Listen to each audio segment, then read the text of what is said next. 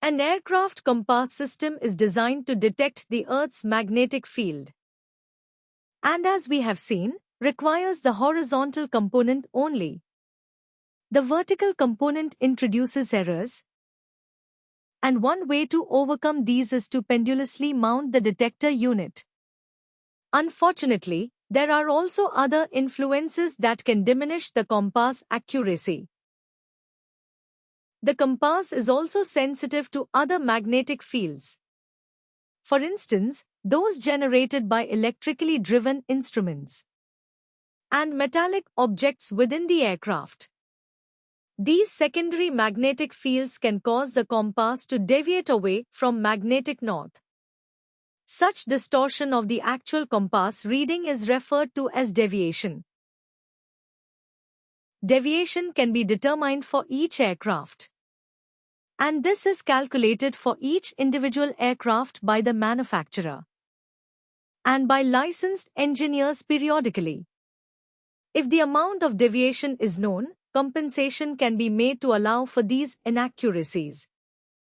Deviation is defined as the angle measured at a point between the direction indicated by a compass needle and the direction of magnetic north. The compass actually points to compass north as opposed to magnetic north.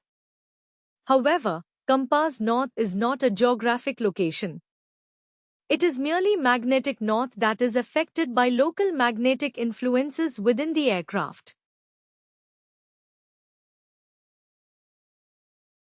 Deviation is calculated and applied to the magnetic heading to obtain compass heading. It is usually quoted in degrees east or west, but can also be referred to as either positive or negative.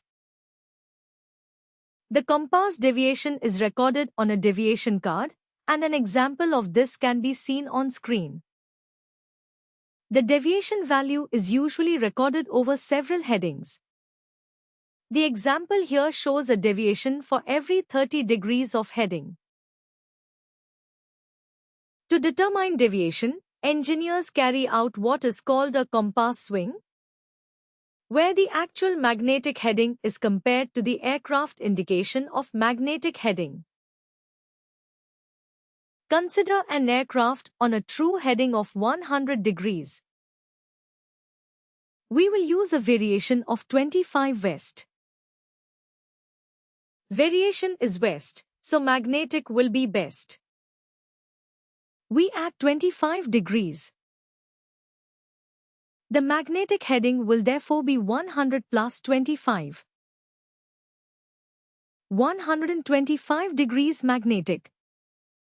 Now suppose we have determined the deviation on an easterly heading to be 10 degrees west. In other words, compass north is 10 degrees to the west of magnetic north. We can see that the angle between the heading and compass north is another 10 degrees. So the compass heading would be 135 degrees. The deviation is west, and the compass heading is best. In other words, more than magnetic. Conversely, for an easterly deviation, we would subtract from the magnetic direction as seen in the example on screen now. Remember to apply the rule to magnetic to obtain compass and not the other way round.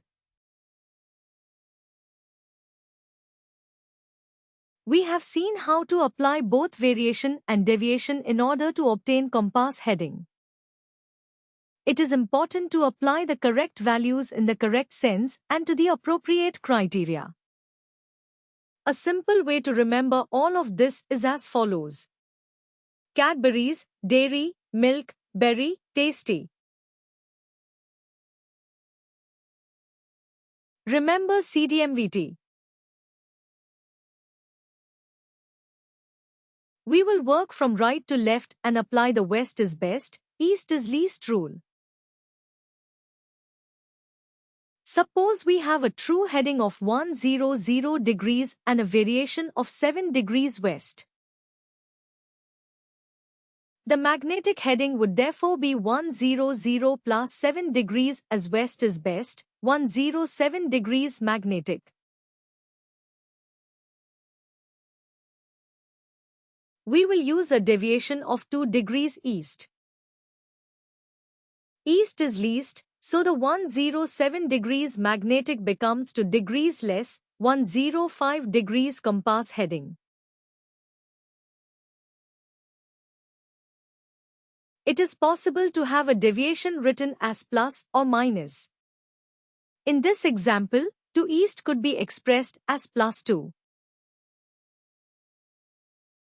This is because the engineers calculate the error to be added to the compass to obtain magnetic. So if deviation is written as +2, change the sign to a minus and apply it to the magnetic. Conversely, a -2 is equivalent to 2 west deviation.